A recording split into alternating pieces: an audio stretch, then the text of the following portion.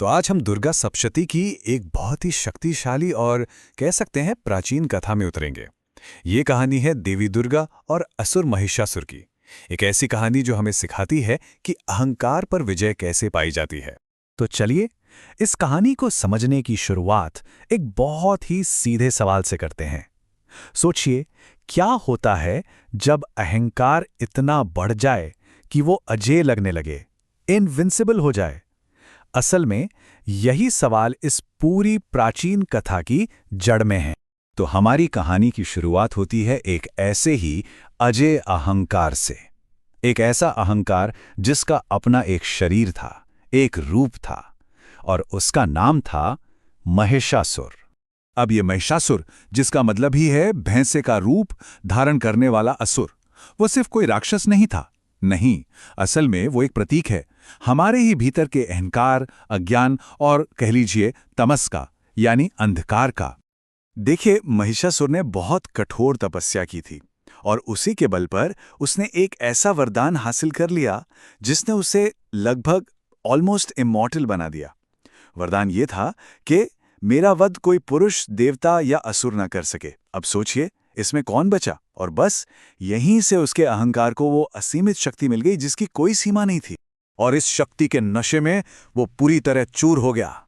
उसने तीनों लोकों में हाहाकार मचा दिया।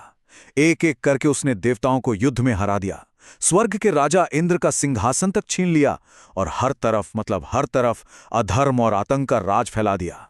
तो अब सोचिए, जब सारी बड़ी बड़ी शक्तियां हार गईं, हर तरफ सिर्फ निराशा ही निराशा थी, तब इन हारे हुए देवताओं ने मदद के लिए एक आखिरी पुकार लगाई। हार कर, बेघर होकर स्वर्ग से निकाले जाने के बाद सारे देवता पहुंचे सृष्टि के रचयिताओं के पास, यानी ब्रह्मा, विष्णु और शिव की शरण में। वो ये बात अच्छी तरह समझ चुके थे कि इस समस्या का समाधान अब किसी साधारण शक्ति के बस की बात नहीं है।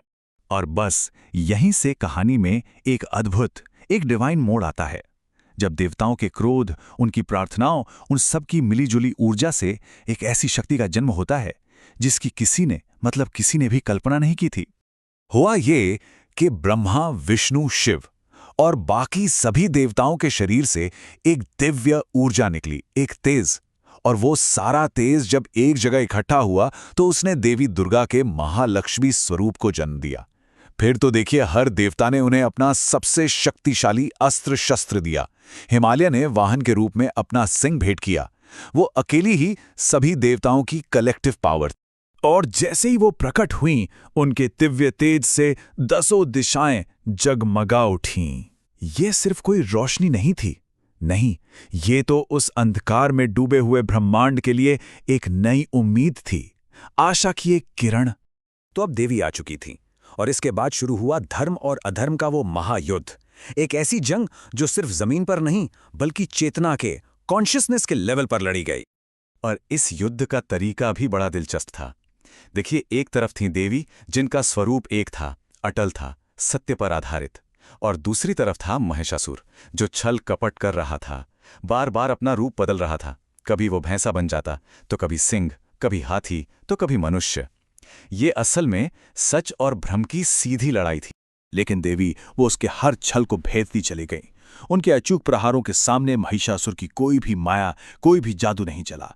और फिर अंत में जब उसने वापस अपने भैंसे का असली रूप लिया, तब देवी ने अपने सिंह के पराक्रम और त्रिशूल के एक ही प्रहार से उसका वध कर दिया। तो यहां पर कहानी तो खत्म हो जाती है, लेकिन इसका जो असली संदेश है वो तो अब शुरू होता है।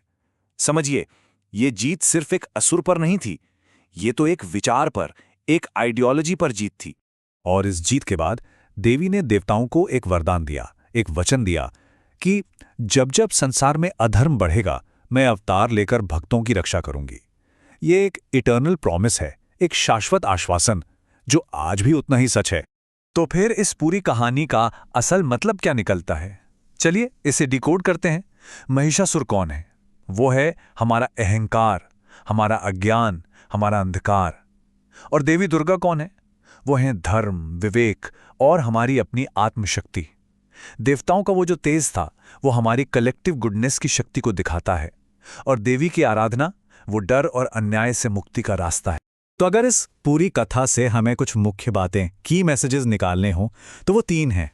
पहली बात, अधर्म और अहंकार चाहे कितने भी शक्तिशाली क्यों न लगे, उनका अंत होना तय है। दूसरी बात, नारी शक्ति यानी डिवाइन फेमिनिन पावर ही इस सृष्टि की रक्षक है। और तीसरी और सबसे जरूरी बात, सच्ची श्रद्धा और भक्ति में वो शक्ति है जो किसी भी बाधा को पार कर सकती है। और ये सब कुछ हमें इस कहानी के अंतिम और शायद सबसे जरूरी सवाल पर लाकर खड़ा कर देता है कि हमारे भीतर का महिषासुर कौन है। क्या वो हमारा अहंकार है, हमारा क्रोध, हमारा डर या हमारा अज्ञान? ये कथा हमें उसी आंतरिक असुर को पहचानने और फिर उस पर विजय पाने के लिए प्रेरित करती है।